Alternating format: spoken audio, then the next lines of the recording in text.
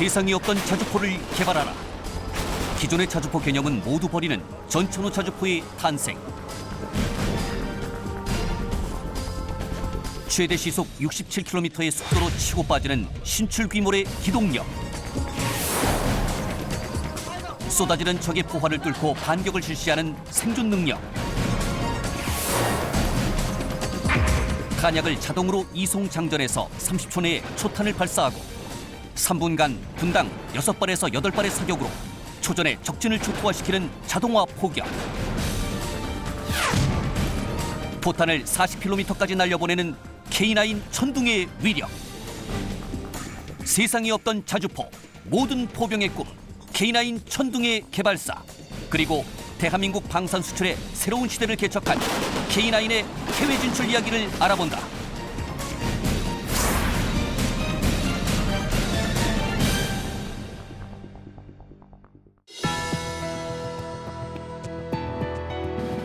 여러분 안녕하십니까? 첨단 국가의 초석 방위산업의 라미경입니다. 오늘은 지난 시간에 이어 한국이 낳은 명품 K9 자주포의 개발사와 대외적인 성과에 대해서 이야기 나누겠습니다. 함께 하실 5분 소개합니다. 먼저 오랫동안 국방과학연구소에서 근무하시면서 우리나라 신형 자주포 개발을 주도해 오신 하나테크인의 안충호 고문 모셨습니다.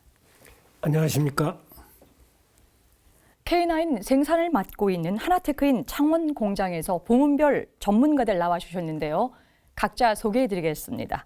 K9 자주포 체계 개발과 성능 개량을 담당해 오신 박용원 부장 모셨습니다. 안녕하십니까? K9 수출 사업을 맡고 계신 박승근 부장 나오셨습니다. 반갑습니다. 역시 함께 창원에서 올라오셨습니다. K9 종합군수 지원 체계를 맡아오신 배성용 부장 나오셨습니다. 안녕하십니까, 배송영입니다. 마지막으로 건국대학교 방위사업학과의 서우덕 교수 나오셨습니다. 네, 안녕하십니까. 오늘은 이제 K9 이 개발 과정 중에서요, 이제 차체 이야기를 이제 마지막 마저 해야 될 것 같은데요. 우선 서 박사님, 우리 이제 자주포 차체는 왜 중요하고요?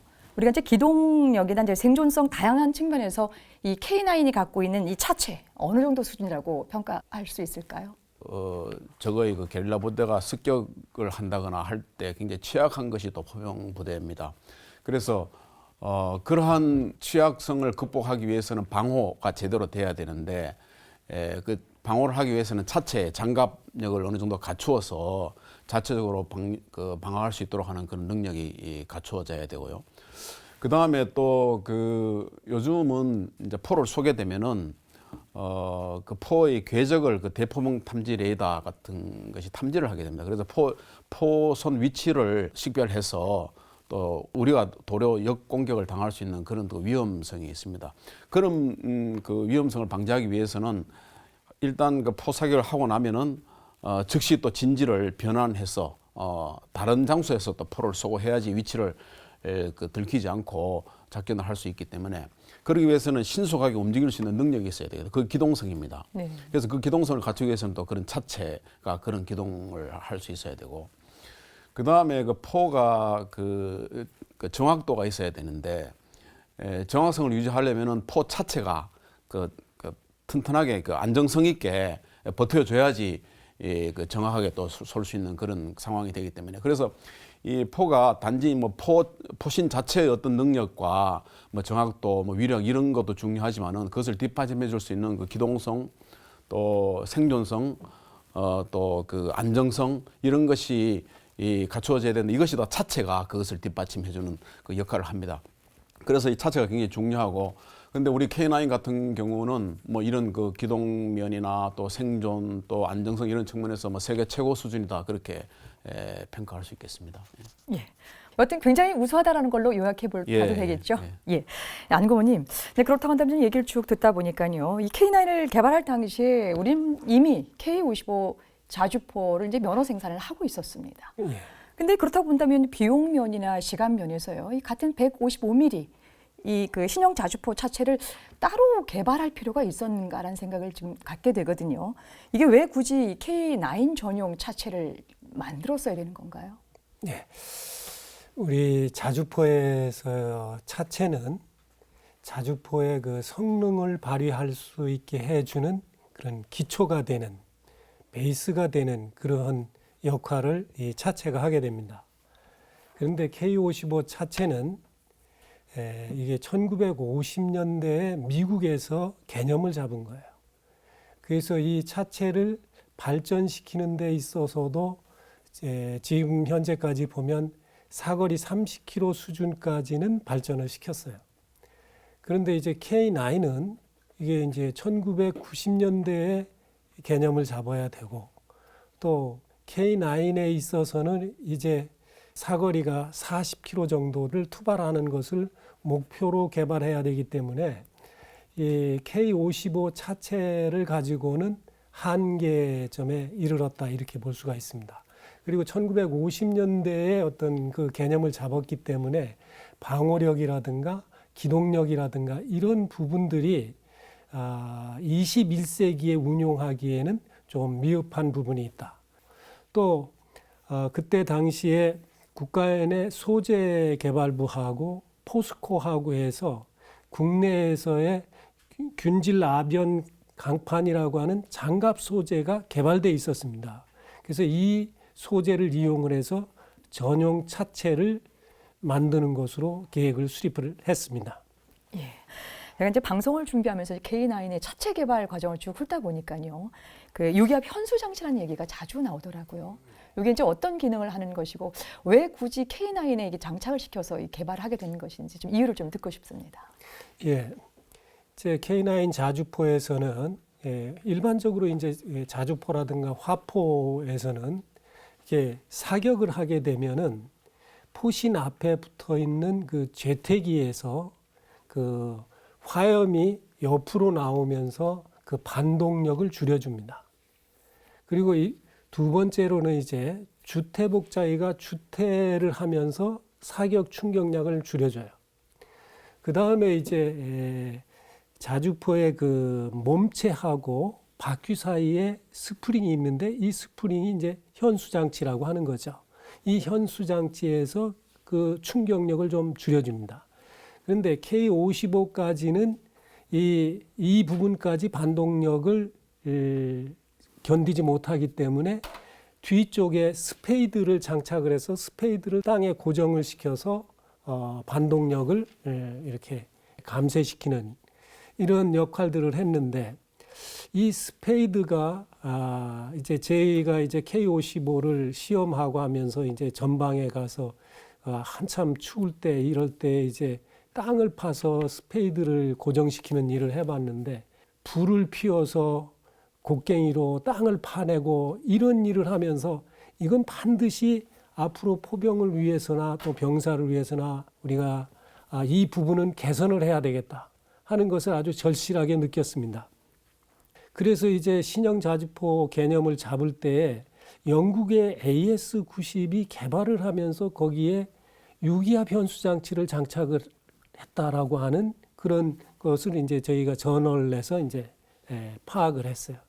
그래서 우리도 신형 자주포에 유기압 현수장치를 장착해야 되겠다라고 하는 것을 이제 결심을 하게 됐는데, 그때 이제 반론을 제기하는 사람들의 의견은 유기압 현수장치가 아직 검증이 안 됐다.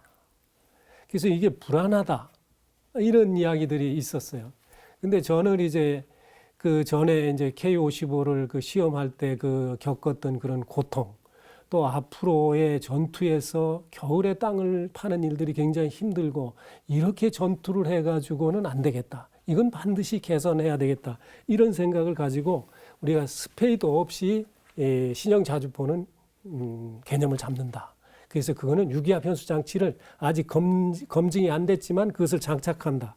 이런 생각에 또 이런 고집을 가지고 가고 있었습니다. 그래서 그때는 우리가 기술력이 부족했기 때문에 영국에서 기술 도입 생산을 해서 우리가 이걸 적용을 하자 하고 방향을 체계에서 정했습니다. 예. 박 부장님, 네. K9 생산 현장에서 직접 체계 조립을 하시고 이제 시험 평가를 쭉 진행해 오신 걸로 알고 있습니다. 네. 이제 우선 이제 기동 장비라고 한다면 뭐니 해도 이제 엔진 장비일 그렇죠. 텐데요. 90년대 중반만 하더라도 우리나라의 자동차의 산업이나 이런 부분들이 그렇게 크게 이게 강하게 나온 부분이 없기 때문에 이 자연스럽게 이 거대한 자주포를 만들어 나가는데 이 엔진 부분이 굉장히 좀 어려웠을 것 같은데 어땠습니까? 그 당시에? 네. 저희들이 이제 최초에 적용한 엔진은 그 미국의 그 DDC사의 850마리급 엔진이었는데 K9 자주포에서 요구하는 그 엔진의 성능은 보통 저희들이 이제 톤당 마력으로 표시를 하는데 전투 중량을 가지고 엔진의 마력을 나누게 되면은 이 톤당 마력이 나옵니다. 그게 이제 20 이상이 돼줘야 실제 빨리 사격을 하고 빨리 진지변을 할 수 있는 그런 생존성이 보장이 된다. 그래서 시작을 했는데 처음에는 그렇게 되지를 못했습니다. 그래서 상당히 이제 그 어려움을 많이 겪었죠. 더군다나 또 그 설상가상으로 그 이 엔진하고 변속기와 궁합이 이제 맞아야 되는 부분들이 그 동력 장치는 그 전기 장치, 또 냉각 장치, 또 헛배기 장치, 연료 장치 이런 부분들이 모든 이게 종합으로 구성되는 이 종합 예술품이 동력 장치인데 예. 그러한 부분에 대한 그 국내의 이 사정이 녹록지 못했습니다. 그래서 그러한 부분들을 그 저희들 그 하나테크인 자체 기술로 해서 그 시스템을 구성하고 했었죠. 예. 워낙 어려운 개발이라요. 시제품을 만드는 일이나 이 시험 주행도 쉽지 않았을 것 같거든요. 어떤 어려움이 있었습니까? 그 당시 이제 국가연 체계부에서는 포탑 부분만 저희들 그 하나테크인에서 하고 기동 분야는 또 다른 그 기동 전문 업체에 맡기는 걸로 가닥을 잡게 되는데 그렇게 된다면은 저희들 입장에서는 이 반쪽짜리 사업밖에 안 되기 때문에 굉장히 좀 심각한 부분이죠. 예. 그래서 저희들은 그 자체 저희들 투자를 이제 결정하게 됩니다. 그래서 최초의 동력 장치가 이 850마력 엔진을 적용해서 나오는 동력 장치로 해서 선행 시제 이전에 저희들이 그 독자적으로 투자해서 개발한 동력 장치 파워팩이 구성이 되는데 이 동력 장치로 해서 저희들이 시험 주행을 하게 됩니다. 그 당시는 지금과 같이 이제 국가연 그 창원 시험장과 같은 이 기동 시험장이 없었기 때문에 이 대형의 동력 장치를 가지고 주행할 수 있는 데가 없었습니다. 그래서 전방 부대라든지 그 부산의 수영만 같이 이렇게 그 남북한 전국을 돌아다니면서 이렇게 주행 시험을 한 거죠. 그래서 저 국가연에서도 저희들의 이런 노력과 그 다음에 기본적인 성능을 확인하시고 K9 자주포 이제 선행 시제 업체로 이제 저희들 회사를 이제 선정을 하게 되는 겁니다. 그 K9 선행 시제는 그 K9 자주포 완성 장비 이제 두 문하고 그 다음에 그 차체의 그 내구도 증명을 위해 가지고 별도로 시험용 차체를 하나를 더 만들게 됩니다. 예. 그래서 시험용 차체는 순수 차체의 내구도의 9,600km 이제 주행 시험을 위해서 만들어진 그 차체의 부분인데 이 부분이 사흘이 멀다 하고 이제 퍼지는 바람에 결국은 9,600km도 제대로 주행을 못하고 주행 시험을 마치게 되고 K9 자주포 선행 시제 두 문은 사격 시험을 하는 이제 중이었는데 결국은 동력 장치 문제로 인해 가지고 이 사격 시험도 제대로 못 끝날 수 있는 그런 이제 난항에 부닥치게 되는 거죠. 이제 그러다 보니까 저희들은 그 창원에서 안흥까지 이 4시간에 걸쳐서 이 그 동력 장치가 문제가 있다는 소식을 들으면은 급하게 올라가서 밤새 또 보완을 해가지고 사격을 무사히 완료시키는 그러한 일들이 지금도 기억이 납니다. 예. 예. 이제 그렇게 이제 우여곡절 끝에요. 이제 이 선행 시제 시범 주행을 이제 마쳤는데요. 한 가지 궁금한 거는 실용 시제 개발할 때는 별 문제 없이 잘 갔나요? 어땠습니까? 선행 시제에서 이제 실용 시제로 넘어가는 단계에서 사실 선행 시제 동력 장치가 9,600km 내구도 시험도 제대로 못 하고 또 설상가상으로 선행 시제에서 실용 시제 가는 이 K9 자주포가 또 중량이 또 2톤이나 더 늘어나게 됩니다. 그래서 결국은 동력 장치의 이제 변경을 결정하게 되는 거죠.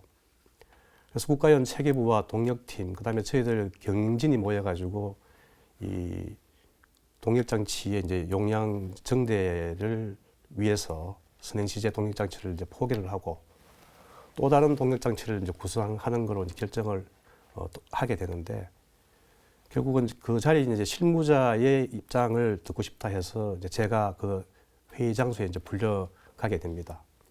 질문은 이렇습니다. 선행 시제 동력 장치를 포기를 하고 실용 시제 새로운 동력 장치로 해서 패키지로 재구성을 해야 되니까 실무자의 입장은 어떠냐. 참 가혹하더군요. 그동안에 이 뿌린 공이 좀 아깝고 그래서 말씀을 드렸습니다. 많은 것을 배웠고 이 동력장치로 앞으로 또 많은 것을 지금 우리가 배울 수 있지만은 사업을 위해서는 어쩔 수 없지 않느냐. 그래서 욕심을 부린다면 이건 뭐 욕심이고 사칠 수밖에 없으니까 일단은 그렇게 말씀을 드리고 회장을 나오는데 그 나올 때의 이 허탈감이라 참 이루 말할 수 없고 이 엔지니어의 자존심이 하루아침에 무너지는 그런 참 가혹한 심정까지 받았습니다. 예.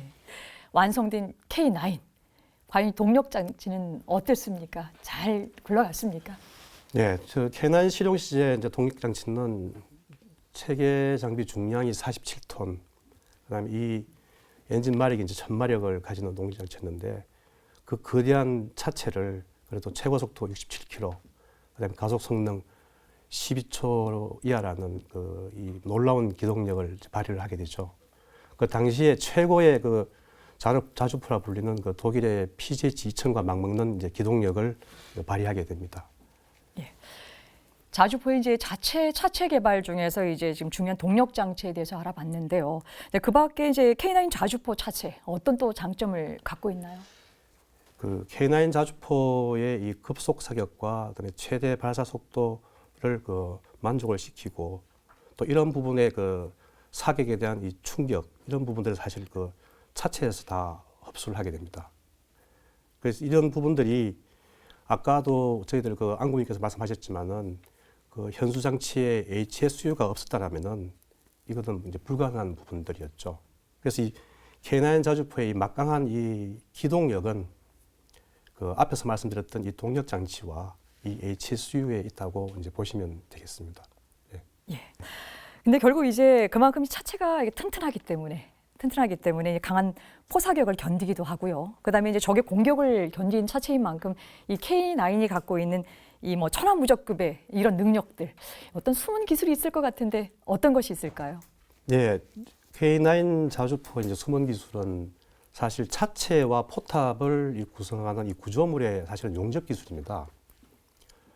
용접 기술인데 사실 그 당시에 아까 안국님께서 말씀하셨지만은 이 자주포를 구성하는 구조물들은 그 알루미늄 합금을 이제 대세였는데 이제 새로운 이 자주포의 개념으로 그 주행 진동과 그다음에 사격 충격을 받아들이고 그다음에 이 생존성을 보장하는 방어력을 확보하기 위해서는 이 강철 장갑 판재로 이제 가닥을 잡게 되죠.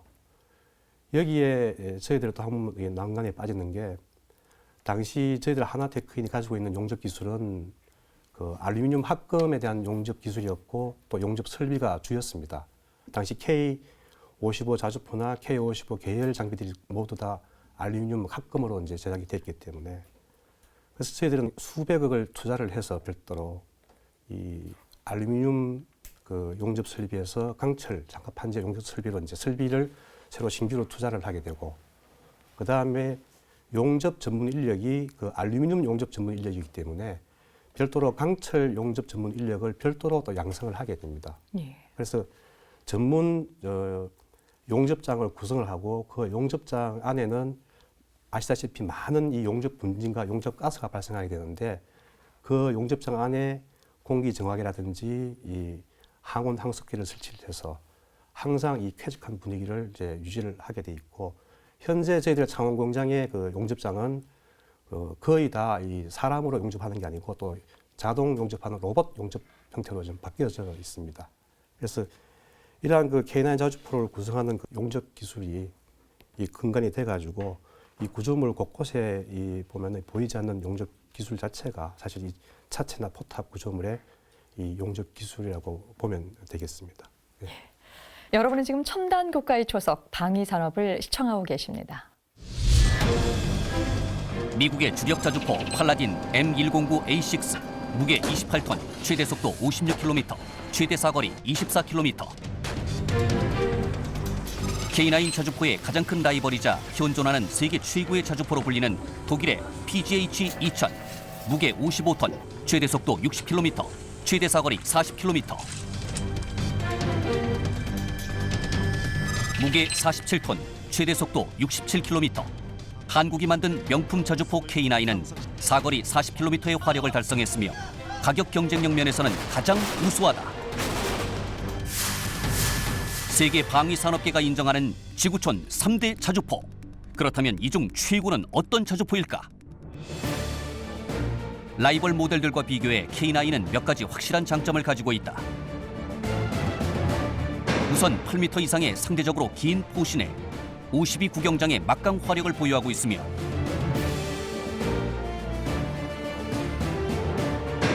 고강도 장갑판을 채용해 적 포병 화력의 파편이나 중기관총, 대인 지뢰 등에 대한 방호력을 갖추고 있다. 이처럼 공격과 방어력이 우수해지면 자연히 장비의 무게는 늘어난다. K9의 중량은 47톤.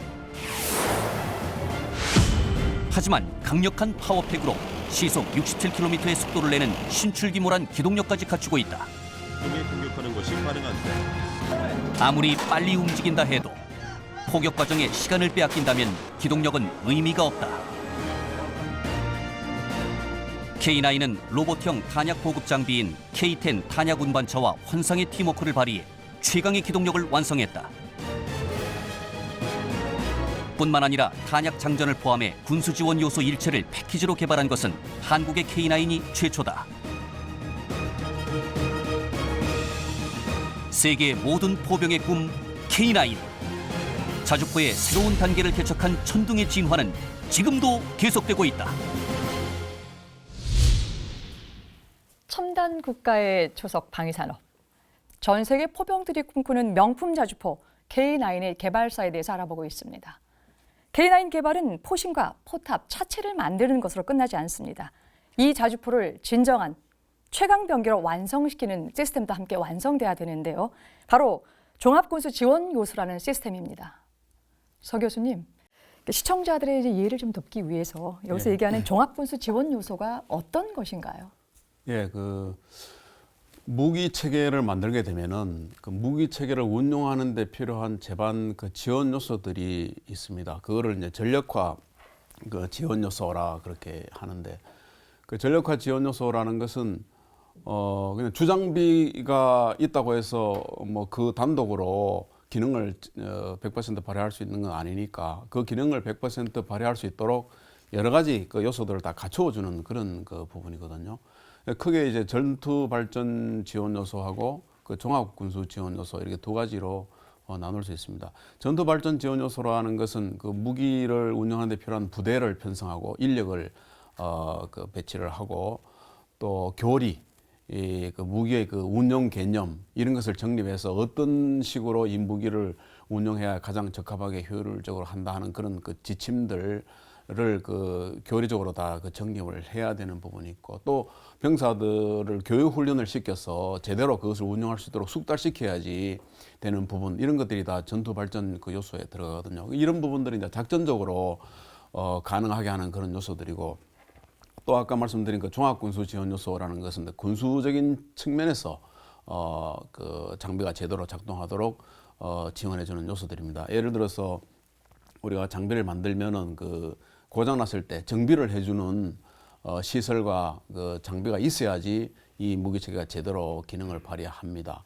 그래서 뭐 전투 비행장에 가면은 비행기를 이렇게 수리하기 위한 큰 경납고 같은 거 볼 수 있고, K9 같은 경우도 뭐 정비고 그 부대 정비하는 데는 다 그 정비고들이 만들어져 있고 탄약고도 만들어져 있고, 그래서 이런 그 군수적인 측면에서 보급하고 또 정비하고 또 지원하고 또 기술적인 그런 그 관리를 할 수 있는 기술 자료들, 또 그 운영하는 사람들이나 고치는 사람들이 제대로 할 수 있도록 그 기술 교범을 또 만들어서 정비와 또 운영에 차질이 없도록 하는 그런 요소들, 뭐 이런 여러 가지 군수적인 그런 지원을 하는 그 요소들을 그 종합군수 지원 요소라고 합니다. 그래서 이 종합군수 지원 요소는 주 장비 무기 체계를 개발할 때 같이 개발해서 하나도 빠짐없이 다 구비를 해야지 전장에서 제대로 쓸 수 있는 그런 그 상태가 됩니다. 네, 말씀 잘 들었습니다. K9 종합군수 지원 체계를 개발하신 분이 바로 이제 오늘 이제 나오신 그 배성용 이제 부장님이신데요. 배 부장님, 무기를 만드는 나라라고 해서요. 모두 다 이제 종합군수 지원 요소를 개발할 수 있는 건 아니겠죠. 이 어떤 신무기를 개발할 때 이 종합군수 이 지원 요소를 함께 개발한다라고 하는 것이 어떤 이득이나 혹은 경쟁력이 있을 것 같은데 어떻습니까? 예, 간단하게 말씀드려서 그 종합 군수 지원 요소를 개발을 하게 되면 장비가 이제 정상 상태대로 유지하게 되는 확률, 즉 가동률을 높일 수 있는 장점이 있습니다. 만약에 이제 장비가 고장이 발생하면 이제 정비 기술을 군이 확보하고 있기 때문에 그 즉각적인 수리를 할 수 있고, 고장이 발생하기 전에는 예방 정비 등을 통해 가지고 가동률을 높게 유지할 수가 있게 되겠습니다. 그래가지고 이렇게 되면은 그 군 운영 유지 비용이 낮출 수 있는 그런 이득이 있다고 할 수 있겠습니다. 예, 안고모님. 그런데 K9은 이제 이 국내 최초로 이 무기 개발 중에 종합 군수 지원 요소가 동시에 개발됐다고 얘기를 좀 들었습니다. 예, 이렇게 동시에 개발해야 될 어떤 특별한 이유가 있었습니까? 예, 제가 이제 종합 군수 지원 요소라고 하는 것은 그 K9 장비의 어떤 장비가 가지고 있는 고유한 가치를 계속 유지시켜주는 활동이라고 이렇게 말할 수 있을 겁니다. 근데 이제 이 장비가 야전에서 운용을 하다 보면 장비라고 하는 것은 고장나게 돼 있습니다.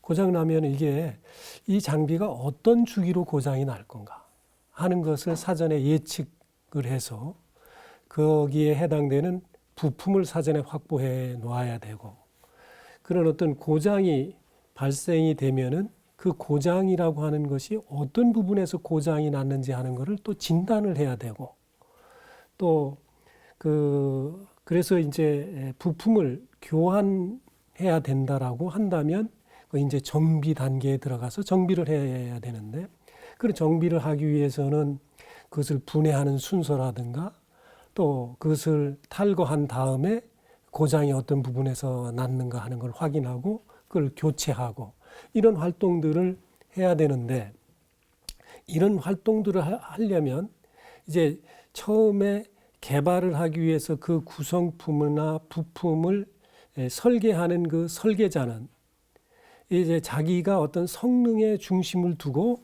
이제 그 설계를 하게 돼요, 보편적으로.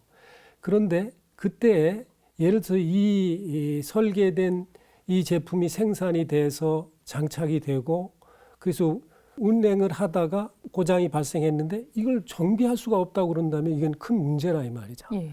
그렇기 때문에 설계자가 설계를 할 때 이 ILS 개발자가 같이 그 설계 도면을 보고 이게 장착할 때는 어떤 공구를 써서 장착을 할 수 있고 이거를 탈거할 때는 쉽게 탈거할 수 있도록 이게 설계가 돼 있는지 이런 것들을 ILS 개발자가 같이 해줘야 이런 것들이 나중에 야전에서 운영을 할 때 문제가 생기지 않는다, 이렇게 볼 수 있습니다.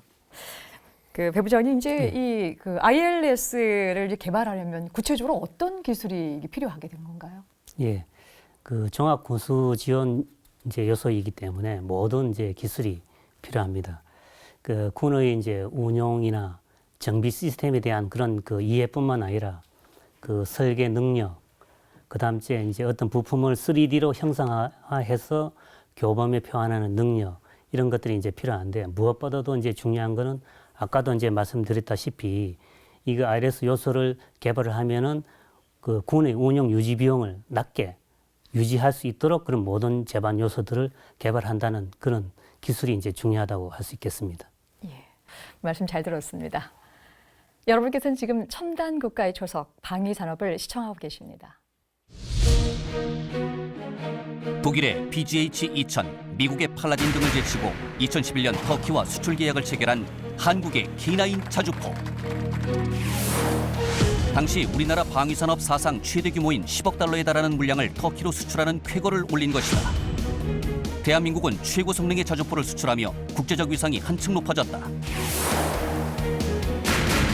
과거에는 탄약류와 주요 장비 부품을 주로 수출하던 나라였지만 K9 수출 후 대한민국은 항공기와 함정 등에 이르기까지 첨단 제품 수출국으로 도약했다.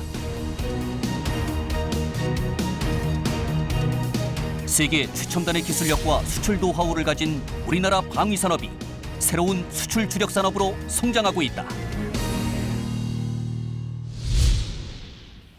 이번엔 K9의 수출 성과에 대해서 좀 알아봐야 될 것 같은데요. 서 교수님, K9은 수출 성과가 높은 무기로도 굉장히 유명합니다. 네. 예, K9이 올린 수출 성과 과연 어느 정도 되나요? 우리나라가 1970년대 초중반에 그 방위 산업을 시작을 하고 처음 수출한 것이 1975년도에 풍산에서 그 M1 소총 탄약을 수출한 것이 시초입니다. 그 이후로 주로 탄약 또 부품 종류들, 그 차량, 군용 차량 또 소형 함정 이런 부류들을 이제 주로 수출하다가 1990년대에 K200 장갑차를 수출한 것이 말레이시아에 조금 성과가 있었던 부분이었고, 그럼에도 불구하고 그것은 단품으로 끝났고, 우리나라의 연간 수출액은 약 한 1년에 2억 달러 정도 수준에 지나지 않았습니다. 그래서 2000년대까지 1년에 2억 달러 수준으로 계속 이어오다가 2001년도인가 K9 자주포를 터키에 수출하면서 처음으로 이게 1년에 20억 불 이상 수출하는 그런 비약적인 계기를 맞게 됐죠. 그래서 지금 K9 같은 경우는 우리나라가 개발한 무기체계, 독자 개발한 무기체계로서 단품으로는 최초로 조단위 수출을 이룩한 장비입니다. 근데 10억 달러 계약한 걸로 그렇게 알고 있는데요. 그래서 이게 그동안에 한 25년 정도까지 우리나라 개발한 장비들 수출이 주로 재래식 무기 위주였다면은 물론 K9 같은 경우는 재래식이긴 하지만은 그래도 세계 최고의 기술을 적용해서 만든 그런 제품을, 그것도 독자적으로 만든 제품을 수출했다는 데 이의가 있고, 또 규모가 말씀드렸다시피 처음으로 조단위로 넘어서는 그런 수출이었다, 그렇게 볼 수 있습니다. 예. 벌써 이제 K9 수출 성과 얘기를 듣다 보니까 기분이 좋아지는데요. 안고보님, 수출을 잘하려면 일단 물건도 잘 만들어야 되겠지만 이 방산 시장, 세계 시장의 홍보도 조금 잘해야 될 것 같거든요. K9 어떤 식으로 세계 방산 시장에 알려졌습니까? 그때 이제 지금 하나테크인과 국가연이 같이 이게 국제적으로 좀 권위 있는 곳에다가 이게 우리 한번 기사를 실어보자 이런 계획을 세워가지고 그때 이제 우리가 국제적인 명칭으로는 K9을 썬더라고 이제 명칭을 붙이고 그 다음에 이제 포병 분야에서 이제 국제적인 지명도가 높은 크리스토퍼 포스라고 하는 기자한테 K9과 관련된 자료들을 이렇게 보냈습니다. 이 기자가 영국에서 발간되는 군사 전문지인 인터내셔널 디펜스 리뷰라고 하는, 우리는 보통 IDR이라고 하는, 여기에 2000년 3월 달에 우리 K9을 소개를 했습니다. 여기 이제 소개를 하면서 이제 한국이 배치한 52구경장의 자주포는 독일에 이어서 세계에서 두 번째로 개발이 됐다. 배치가 됐다. 그리고 아시아에서는 처음이다라고 하는 보도가 실렸고, 또 개발과 관련되는 사항들은 예를 들어서 개발하는 데 10년이 소요됐고, 또 예산은 국방부가 1억 7천만 달러가 개발 비용이 들어갔고, 또 시제는 완성 시제가 4문이 시제가 작성이 돼서 18,000km를 주행을 하고, 또 사격은 체계 개발 기간 동안에 12,000발을 사격을 해서 신뢰성이 입증이 됐다. 이제 국제적으로 그때 문제가 됐던 것들은 이런 어떤 한국이라는 나라가 과연 이런 신뢰성이 있는 그런 장비를 개발했겠느냐 하는 거에 대한 의혹이 있었는데, 이 기자한테 우리가 보낸 이런 자료들을 가지고 이렇게 실어주고, 또 개발 과정과 개발 내용, 성능 이런 부분에 거쳐서 4페이지에 걸쳐서 계절을 자세하게 이렇게 소개함으로 인해서 세계 자주포에 대해서 관심이 있는 많은 사람들한테 정확하게 알려주는 그런 계기가 됐다라고 생각을 합니다. 예. 네, 말씀 잘 들었습니다. 그런데 특히 널리 알려진 것이 K9의 터키 수출입니다. 이 터키와의 수출 어떻게 시작됐습니까? 예, 이제 터키는 잘 아시는 것처럼 6.25 때 우리 한국전에 참전을 했던 혈맹 국가죠. 그리고 유엔을 비롯한 국제사회에서 언제나 우리 편을 들어준 우방국입니다. 그래서 우리 국방부나 또 우리 군에서 터키하고의 군사적인 교류가 자주 일어나고 있었습니다. 이때 이제 1999년 이 무렵에 육군 참모총장께서 터키를 방문하셔가지고 K9 자주포를 소개해 주었어요. 그리고 또 국방부 장관님께서 또 이어서 이제 터키를 방문하셔가지고 K9 자주포를 또 소개를 해 주셨습니다. 그리고 이제 마침 터키에 무관으로 나가 있었던 분이 이제 계셨는데 그분이 터키의 여기서 이제 육군사관학교를 졸업을 하고 인관을 하고 80년대 중반에 이제 터키의 지휘참모대학에서 공부를 했어요. 그래서 터키에 많은 지휘관들과 인프라가 구축되어 있었던 그런 분이 계셨어요. 그래서 이제 그분이 이제 주 역할을 많이 하셔가지고 터키에 공식적으로 이제 K9 자주포에 대한 것을 정확하게 설명을 해줬습니다. 그래서 터키의 이제 지상군 사령부에서 이제 그때는 독일과 PZH-2000이라고 하는 자주포를 기술 도입 공동 생산하는 것을 추진하고 있었는데 뭔가 좀 잘 안 맞아가지고 터키가 좀 어려움이 있었는데 K9에 대한 걸 이제 소개를 받게 되니까 그 지상군 사령부의 기술기획부장이라고 하는 분을 중심으로 해서 한국의 K9 자주포의 성능을 한번 가서 확인해라 하는 그런 지상군 사령부의 지시를 받아가지고 이분이 한국을 이제 터키 요원들이 와서 K9을 이제 실사를 하는 거예요. 그런데 그때 이제 국가의 난응 시험장에서 사격하는 모습을 보고 이 사람들이 놀라기 시작을 했습니다. 이 한국이 과연 이런 무기를 개발할 수 있을까 하는 그런 의욕을 가지고 왔는데 실제 와서 보니까 사실인 걸 보고 놀라기 시작을 했죠. 그리고 지금의 한화테크인이라든가 한화탈레스 또 풍산, 현대위아, K9 자주포의 주요 구성품들을 생산하고 있는 업체를 방문해서 그 현장을 보고 이제 이 사람들이 생각이 바뀌기 시작했습니다. 그래서 이분들이 터키에 이제 귀국을 해서 지상군 사령부에 보고를 하는 거야. 한국과 기술 협력을 하는 게 좋겠다. 그래서 2000년 2월 달에 다시 이제 터키 지상군 사령부에서 우리 한국 측에다가 한국의 기술평가단이 좀 와서 K9을 터키에서 공동 생산할 수 있는지 하는 것을 기술평가를 해달라는 그 요청을 우리 한국에 하게 됩니다. 그래서 우리 한국에서 국방부와 국방과학연구소 업체 이렇게 해서 기술평가단을 이제 터키에 파견을 해서 터키의 지상군 사령부 또 터키의 방산업체, 방산협의회 이런 데를 방문하면서 터키의 기술 수준을 가지고 어느 정도를 터키가 하고 우리가 어떻게 할지 이런 것들을 평가하고 협의를 했습니다. 그러고서 대략적인 그 안을 터키에서 만들어 가지고 한국에 돌아와서 국방부에 건의를 한 거죠. 이렇게 공동 생산하는 안이 있습니다. 그래서 국방부가 이제 터키 지상군 사령부하고 3차례에 걸쳐서 협의하고 협상을 하면서 양해각서를 체결하는 거예요. K9을 터키에서 기술 이전해서 공동 생산하는데 한국에서 주요 구성품을 수출한다 하는 것으로 양해각서가 체결된 거죠. 그래서 이제 수출이 시작되게 됩니다.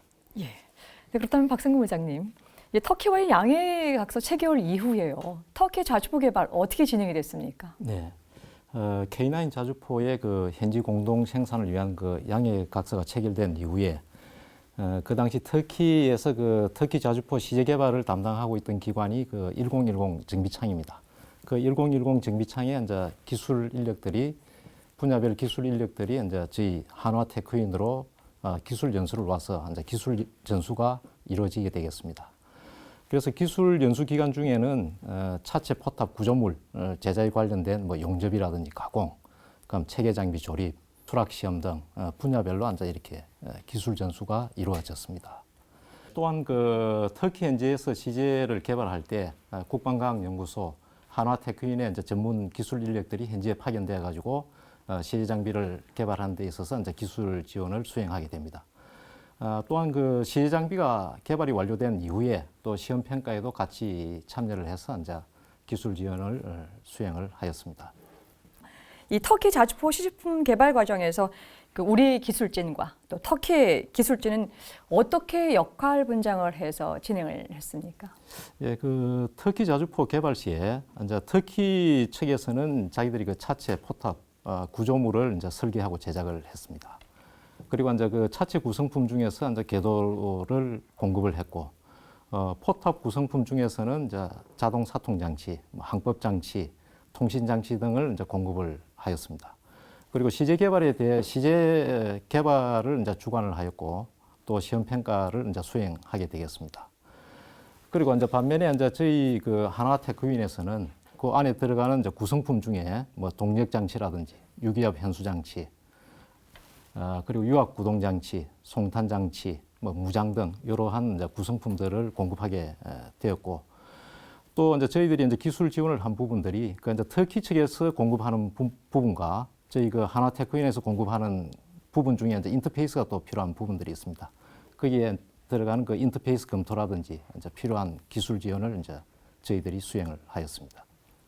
이 K9을 하나 하고요. 또 K9을 모델로 해서 하고 있는 이 터키 자주포 두 개를 좀 비교해 보고 싶은 생각이 드는데 어떤 차이점과 이사점이 있을까요?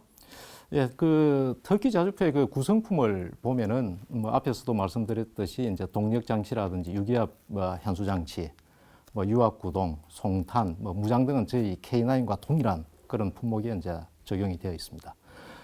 반면에 이제 터키 자주포의 그 차이점을 보면은 그 포탑 구조물이 이제 K9 대비해서 약 한 200mm 정도 이렇게 높습니다. 그리고 또 형상이 좀 차이가 나는 부분이 있고, 또 내부 구성품 중에서는 이제 자국 그 아시아산사에서 이제 생산한 그 자동 사통 장치, 뭐 항법 장치, 통신 장치 뭐 이런 게 이제 적용되어가 있는 게 K9 자주포와 큰 뭐 차이라고 볼 수 있겠습니다. 예.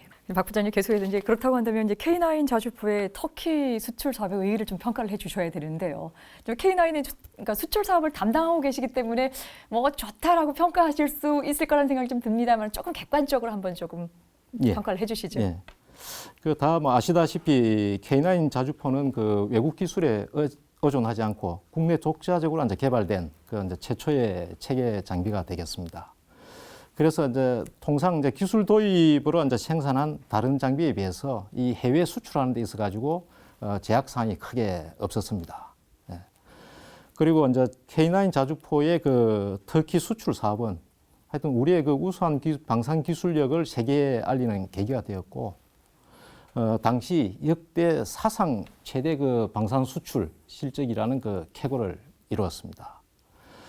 이러한 성과는 그 우수한 기술력의 그 장비 성능뿐만이 아니고 사업 성사를 위해서 열심히 뛰어주신 뭐 국방부, 국방과학연구소 그리고 업체가 힘을 합쳐서 이루어낸 성과라고 확신합니다. 예. 당연히 뭐 좋은 평가할 수 있을 거라 생각을 했습니다만 그래도 객관적인 측면에서 좀 봐주셨는데요. 그렇다고 한다면 이번에 서 교수님 마찬가지로요. 이 그 K9이 우리 전반적인 역사를 훑어봤었을 때 또 최초의 유일한 수출품도 아니거든요. 네. 그럼에도 불구하고 우리 방위 산업의 무기를 수출하는 과정에서 이 굉장히 중요하게 K9의 이 터키 수출에 대해서 높게 평가를 하고 있습니다. 네. 그 이유 있을까요? 앞서 말씀드린 바와 같이 90년대에 K200 장갑차 수출이 말레이시아에 있었죠. 좀 비교적 덩치가 있는 무기 체계 중에서는 뭐 최초로 수출한 것이었고 굉장히 그 성공적이었다 그렇게 보는데, 그거는 이제 그걸로 끝났습니다. 그래서 아쉬움이 있는 그런 부분이죠. 근데 K9 같은 경우는 아까도 말씀드렸습니다만 이게 그 기술 차원이 뭐 장갑차하고는 다른 부분입니다. 그런 굉장히 그 첨단 기술력을 요하는 그러한 무기 체계를 그야말로 세계 최고의 기술을 구현을 독자적으로 해서 그래서 수출할 수 있었고 그래서 세계 시장에서 그 한국 무기 체계의 브랜드를 그 네임밸류를 높일 수 있는 그러한 그 계기가 되었다는데 그 큰 그 의의가 있죠.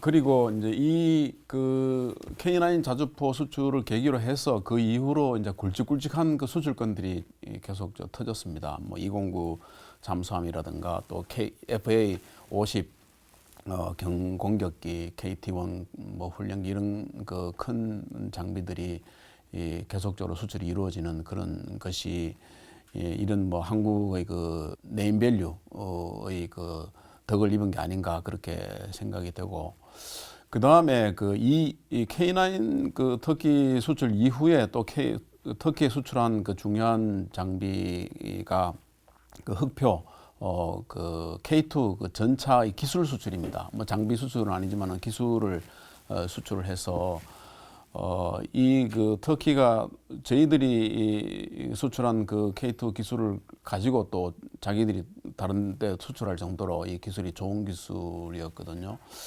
근데 이렇게 이제 쭉 그 연계가 되는 그런 그 이득이 있었다 그렇게 보고 그렇게 된 배경에는 이게 뭐 단순한 이제 아까 말씀드렸지만 물론 이제 기술적인 그런 그 능력이 일단 가장 기본적으로 입증이 돼야 되는 그런 부분이고 그 다음에는 이제 군사 외교적인 그런 측면이 굉장히 그 주요하게 작용을 했었습니다. 당시 터키에 크게 지진이 났었었는데 그 지진 났었을 때에 사실 뭐 지진 난 데를 도와준다고 하면은 일반 그 민간 구호 단체나 또 정부 차원에서 이렇게 가는 그런 그 모습이 대부분인데 우리나라에서는 그때 그 당시 육군 참모총장이 그 방문을 했었어요. 물론 다른 목적으로 이제 방문한 부분도 있었지만은 그런데 터키라는 나라는 그 군이 굉장히 그 위상이 높은 나라입니다. 군 사령관의 위상이 뭐 거의 수상과 맞먹을 정도로 그렇게 위상이 있는 그런 나라고 군을 좋아하는 그런 나라인데 그렇게 큰 나라의 큰 그 지진으로 곤란을 겪을 때 다른 나라에서는 뭐 군이 오는 거는 생각을 못 하는데 우리나라의 참모총장께서 직접 가서 현장에서 그 구호품 전달하고 위로하고 하는 그런 모습이 전국에 그 생중계로 이렇게 방송이 되고 하는 그런 데서 굉장히 그 터키 국민들이 감명도 받았고 군 자체 내에서도 한국에 대한 그 유대감 이런 것이 굉장히 커졌다 그렇게 보는 거죠. 당시에 사실은 K9을 그 터키에서 생각하기 이전에 독일 그 아까 PZH-2000인가 그 독일제 그 자주포를 사실 먼저 생각하고 추진하고 있었습니다. 그런데 뭐 그 내부적으로 또 이런저런 사정에 의해서 그것이 안 돼서 이제 우리 그 K9이 수출되는 결과가 됐는데요. 그래서 그런 부분들 뭐 그 민족적인 그런 감정 이런 부분들도 좀 그 있었고 하지만 어쨌든 간에 그러한 것들이 그 복합적으로 고려가 돼 가지고 후속 그 수출도 이루어지고 아마 앞으로도 뭐 이런 것을 계기로 또 그 터키가 그 유럽이지 않습니까? 그러니까 그 유럽 쪽으로 계속 또 진출할 수 있는 그런 아마 발판도 거기서 마련이 되지 않았느냐 그렇게 생각이 됩니다. 그래서 여러 가지로 굉장히 그 긍정적인 효과를 가져왔다 그렇게 보고 있습니다.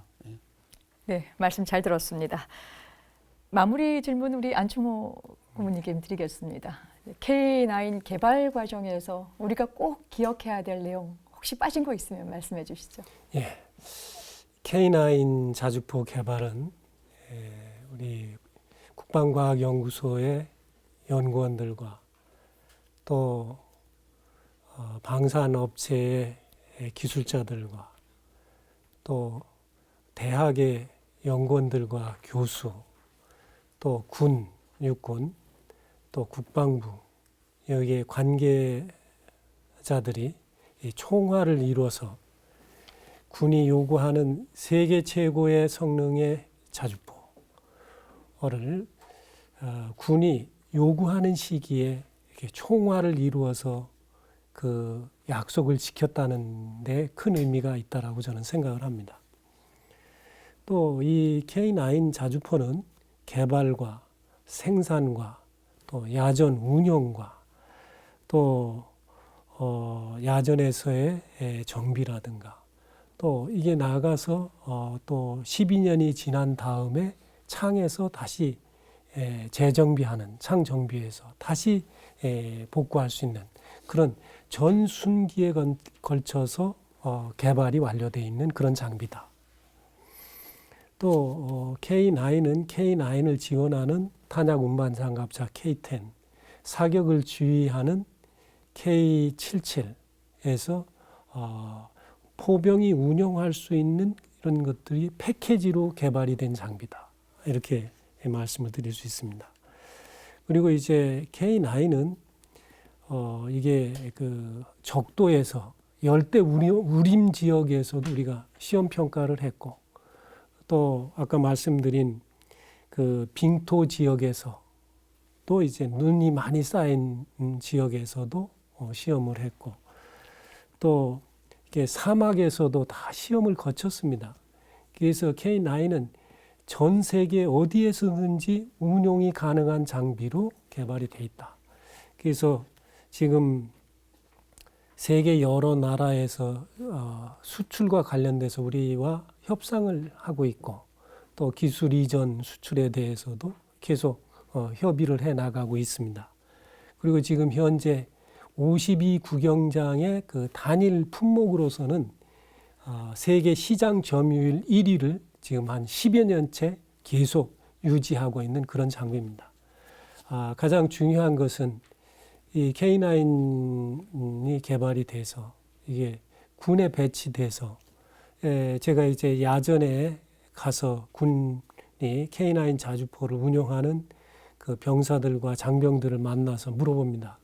그러면 이제 그 장병들이 K9이 있어서 그 사기가 그 충천한 그런 모습을 보면서 어떤 적과도 싸워서 물리칠 수 있다라고 하는 그 군이 그런 자신감을 갖는 그런 무기 체계다 이렇게 말씀드릴 수 있습니다.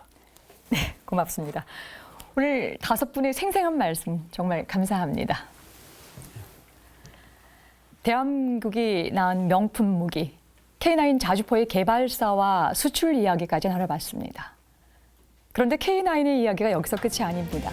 다음 시간에는 K9이 구축한 입체적인 전투 체계에 대해서 알아보겠습니다. 끝까지 함께 시청해 주셔서 고맙습니다. 안녕히 계십시오.